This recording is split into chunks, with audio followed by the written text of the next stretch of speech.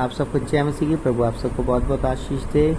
प्रभु ने आप सबको संभाला, स्वस्थ तंदुरुस्त रखा, ये मेरा विश्वास है। प्रभु आगे भी आप सबको संभाले, आपकी जरूरतें पूरी करे। मेरे साथ निकालेंगे आज मरकुस उसका 6 अध्याय, नासरत में यीशु का अनादर। वहाँ से निकल कर वो अपने देश में आया और उसके चेले भी उसके पीछे गए। सबके दिन वो आराधनालय में उपदेश करने लगा और बहुत से लोग सुनकर चकित हुए और कहने लगे, इसको ये बातें कहाँ से आ गई? ये कौन सा ज्ञान है जो उसको दिया गया है? कैसे सामर्थ के काम उसके हाथों से प्रकट होते हैं? क्या ये वही बड़ाई नहीं जो मरियम का पुत्र और याकूब, योसेस, यहूदा, शमौन का भाई है? क्या उसकी बहन यहाँ हमारे बीच में नहीं रहती? इसलिए उन्होंने उसके विषय में ठोकर खाई। यीशु ने उनसे कहा, भविष्यवक्ता का अपने देश और अपने कुटुंब और अपने घर को छोड़ और कहीं निरादर नहीं होता।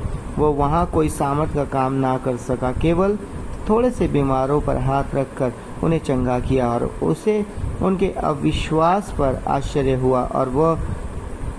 और वहाँ चारों ओर के गांव में उपदेश करता फिरा। उसने 12 को अपने पास बुलाया और 12 प्रेरितों का भेजा जाना। उसने 12 को अपने पास बुलाया और उन्हें 2-2 करके भेजने लगा और उन्हें अशुद्ध आत्माओं पर अधिकार दिया। उसने उन्हें आज्ञा दी, मार्ग के लिए लाठी छोड़ और कुछ न लो, ना तो रोटी, ना झोली, ना बटुए में पैसे, परंतु जूतियाँ पहनो और 2-2 कुर्ते ना पहनो। और उसने उनसे कहा, जहाँ कहीं तुम किसी घर में उतरो और जब तक वहाँ से विदा ना हो तब तक उसी घर में ठहरे रहो।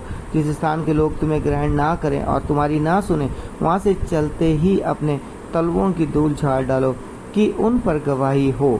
तब उन्होंने जाकर प्रचार किया कि मन फिराओ, और बहुत सी दुष्ट आत्मा को निकाला और बहुत से बीमारों पर तेल मलकर उन्हें चंगा किया। यूहन्ना बपतिस्मा देने वाले की हत्या।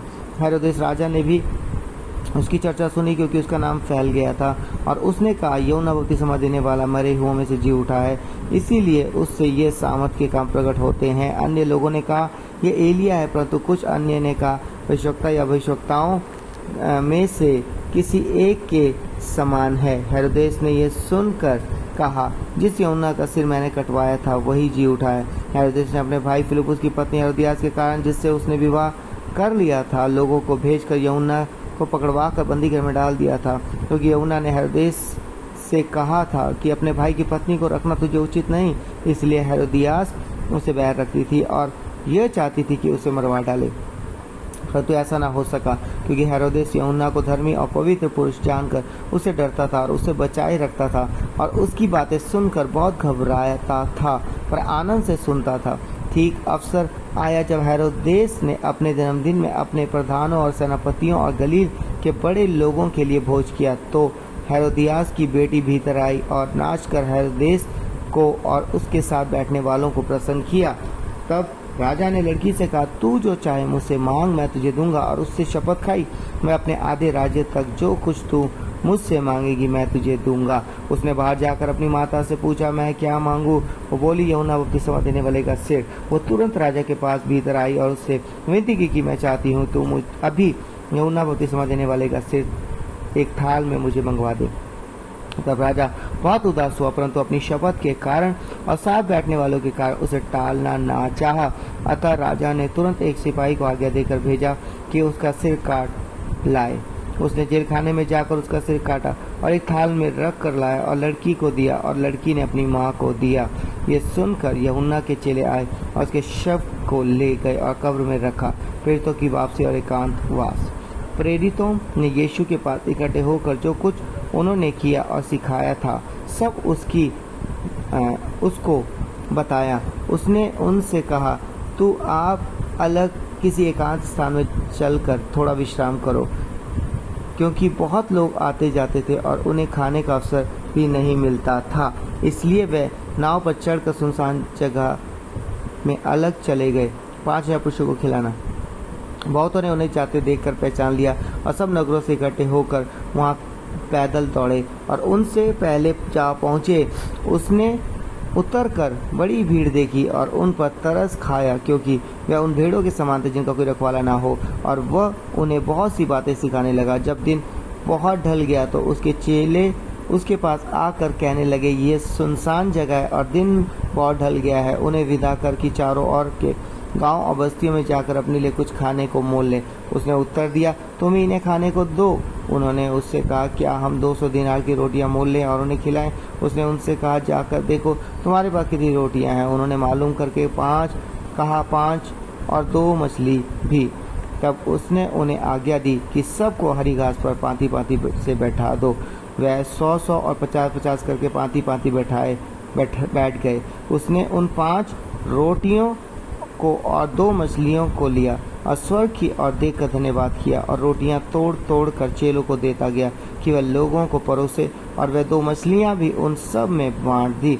सब खाकर तृप्त हो गए और उन्होंने टुकड़ों से 12 टोकरियां भर कर उठाई, और कुछ मछलियों से भी जिन्होंने रोटियां खाई वे 5000 पुरुष थे। यीशु का पानी पर चलना। तब उसने तुरंत अपने चेलों को नाव पर चढ़ने के लिए विवश किया कि वह उससे पहले उस पार बैतसैदा को चले जाएं, जब तक कि वो लोगों को विदा करे। उन्हें विदा करके वो पहाड़ पर प्रार्थना करने को गया। जब सांझ हुई तो नाव झील के बीच में थी और वो अकेला भूमि पर था। जब उसने देखा कि वह खेते खेते घबरा गए हैं क्योंकि हवा उनके विरुद्ध थी, तो रात के 4थे पहर के निकट वो झील पर चलते हुए उनके पास आया और उनसे आगे निकल जाना चाहता था, परंतु उन्होंने उसे झील पर चलते देखकर समझा कि भूत है और चिल्ला उठे, क्योंकि सब उसे देखकर घबरा गए थे। पर उसने तुरंत उनसे बातें की और कहा, टाढ़स बांधो, मैं हूँ, डरो मत। तब वो उनके पास नाव पर आया और हवा थम गई और वह बहुत ही आश्चर्य करने लगे। वह उन रोटियों के विषय में ना समझे थे क्योंकि उनके मन कठोर हो गए थे। गन्नेसरत में रोगियों को चंगा करना। वे पार उतर कर गन्नेसरत में पहुंचे और नाव घाट पर लगाई। जब वे नाव पर से उतरे तो लोग तुरंत उसको पहचान कर आसपास के सारे देश में दौड़े और बीमारों को घाटों पर डालकर जहाँ जहाँ समाचार पाया कि वो है वहाँ लिए फिरे, और जहाँ कहीं वो गांव, नगरों या बस्तियों में जाता था, लोग बीमारों को बाजारों में रखकर उसे विनती करते थे कि वो उन्हें अपने वस्त्र के आंचल ही को छू लेने दे, और जितने उसे छूते थे सब चंगे हो जाते थे। सो परमेश्वर के दस पढ़े हुए चुने सुने कलाम के दम सबको बहुत बहुत आशीष करें। आमीन। सो आइए प्रार्थना करेंगे, अपने सरों को झुकाएंगे, अपनी आंखें बंद करेंगे। हालेलुया। धन्यवाद धन्यवाद धन्यवाद धन्यवाद धन्यवाद धन्यवाद। इब्राहिम, इसहाक और याकूब के पिता परमेश्वर और मसीह यीशु नासरी स्वर्गीय पिता आपके सम्मुख आते हैं प्रभु जी। आज जिन्होंने वचन सुना उनके विश्वास को बढ़ाएं प्रभु। हाँ प्रभु जी, आपने बीमारों को चंगा किया, पानी पे चले प्रभु। हाँ प्रभु यीशु मसीह, आपने 5000 की भीड़ को भोजन से तृप्त किया प्रभु। हाँ प्रभु, आप आत्मिक भोजन देना जानते हैं, शारीरिक भोजन देना भी जानते हैं प्रभु। आज प्रभु जी कई आपके बेटे बेटी जिन्होंने इस वचन को सुना है, उनके विश्वास के अनुसार महान गवाही के लिए प्रभु इस महीने, इस साल आप उन्हें तैयार करें। अद्भुत अद्भुत गवाहियों के लिए तैयार करें। बंद द्वार उनके लिए खोल दे प्रभु। जो असंभव काम है प्रभु, वो संभव होने के लिए सहायता करे। हाँ परमेश्वर पिता, वचन में लिखा है प्रभु यीशु मसीह कहते हैं 1 कुरिन्थियों 3:16 में, रोमी 8:9 में, परमेश्वर का आत्मा जो तुम में वास करता है। हाँ प्रभु, आपका आत्मा जो उनमें वास करता है, वो आत्मा उनको उत्साहित करे, आनंदित करे और उन अद्भुत गवाहियों के लिए, अद्भुत योजनाओं के लिए तैयार करे प्रभु। यीशु नाम में प्रभु जी, हर एक पति पत्नी, उनके बेटे बेटियों को आशीष करे, परिवार के सदस्यों को संभाले, जो लोग सुन रहे उनके विश्वास के अनुसार महान गवाही के लिए आप उन्हें तैयार करे प्रभु। यीशु नाम में बंद द्वारों को खोले, बंधनों को दुष्ट के फल करे प्रभु। उनकी कमाई को आशीष करे, जो काम करते हैं प्रभु उनका प्रमोशन, उनकी सैलरी बढ़े प्रभु, और जो काम ढूंढे अच्छा काम मिले प्रभु जी। और प्रभु जो बिजनेस करना चाहते हैं, बिजनेस के लिए द्वार खोले प्रभु, और जो बिजनेस कर रहे हैं उनके बिजनेस को बढ़ाएं, बंद द्वारों को खोले, नए नए स्थानों में प्रभु जी आप उनके लिए मार्ग निकालें प्रभु। और प्रभु जी हर एक नुकसान खाते से आप उन्हें बचाएं प्रभु। यीशु नाम में उन्हें आशीष करें प्रभु। उनकी आमदनी को बढ़ाएं, कमाई को आशीष करें प्रभु। हाँ प्रभु, जो जवान है प्रभु, जवानी की तो अपने को स्मरण रखे प्रभु। बच्चों को स्टडी करने में मदद कर, अपने से बड़ों को आज सम्मान करें प्रभु। यीशु नाम में प्रभु, उनके परिवार की सारी जरूरतें पूरी करें। जो बीमार है स्वस्थ उन्हें छू लें और प्रभु पूरी चंगाई दे, कमजोरी दुर्बलता को दूर करे, बंधनों को दुष्ट के फल करे प्रभु। यीशु नाम में जो वो चाह रहे हैं प्रभु, अद्भुत गवाही के लिए इस साल, इस महीने आप उन्हें तैयार करें प्रभु। यीशु नाम में प्रभु, हर एक पति पत्नी के बीच आपका प्रेम बना रहे प्रभु। आप उनके संबंध को सही होने के लिए सहायता करें प्रभु। यीशु नाम में जिनको संतान की आशीष है प्रभु, हाँ प्रभु उनको तैयार करें उस संतान की आशीष के लिए प्रभु। जो बीमार है स्वस्थ है, जिनका ऑपरेशन होना है प्रभु, उसके लिए भी आप उन्हें तैयार करें प्रभु। यीशु नाम सारी जरूरतें पूरी करें प्रभु। उनके बेटे बेटियों की ट्रेनिंग के लिए द्वार खोले प्रभु, अच्छी ट्रेनिंग करें प्रभु, अच्छी जॉब करें प्रभु जी। आपके सुई के धन्यवाद हो प्रभु, प्रार्थना सुनने के लिए धन्यवाद, हम सबको संभाले सुरक्षा देने के लिए धन्यवाद प्रभु। सारा महिमा आपको देते हुए प्रार्थना उद्धारकर्ता मसीह यीशु नासरी के नाम से मांगते हैं, आमीन आमीन आमीन। सबको जय मसीह की, प्रभु आपको आशीष दे।